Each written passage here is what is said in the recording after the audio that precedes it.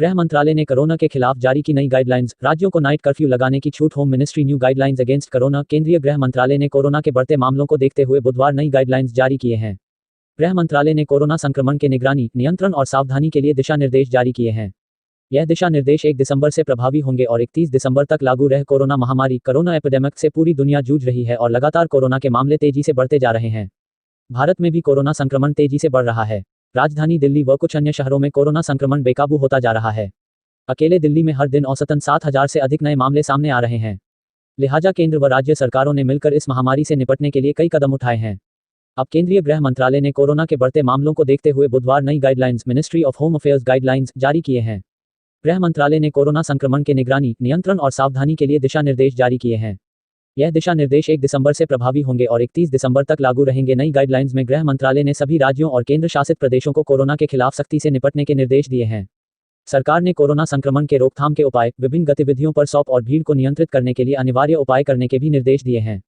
राज्यों को मिली night curfew लगाने की छूट। गृह मंत्रालय ने नई गाइडलाइंस में कंटेनमेंट जोन पर खास ध्यान देते हुए ज्यादा सख्ती दिखाई है। सरकार ने इस जोन में सिर्फ आवश्यक गतिविधियों की ही अनुमति दी है। इन क्षेत्रों में पूरे दिसंबर तक सख्ती रहेगी। स्थानीय जिला पुलिस और नगरपालिका अधिकारियों को यह जिम्मेदारी दी गई है कि कड़ाई के साथ नियमों का पालन कराएं।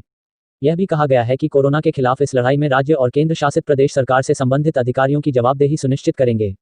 इसके अलावा गृह मंत्रालय ने राज्यों और केंद्र शासित प्रदेशों को थोड़ी सी सहूलियत देते हुए कहा है कि वे कोरोना की स्थिति को देखते हुए अपने आकलन के आधार पर केवल निश्चित क्षेत्रों में नाइट कर्फ्यू जैसी पाबंदियां लगा सकते हैं। इंटरस्टेट और इंट्रास्टेट मूवमेंट पर पाबंदी नहीं। सरकार ने नई दिशा निर्देश में कहा है कि सर्विलांस टीम घर घर जाकर निगरानी करेगी। मंत्रालय ने 65 वर्ष से अधिक आयु के व्यक्तियों, गर्भवती महिलाओं और 10 वर्ष से कम उम्र के बच्चों को घर में ही रहने की सलाह दी है। इसके अलावा नई गाइडलाइंस में इंटरस्टेट और इंट्रास्टेट मूवमेंट पर कोई पाबंदी नहीं लगाई गई है।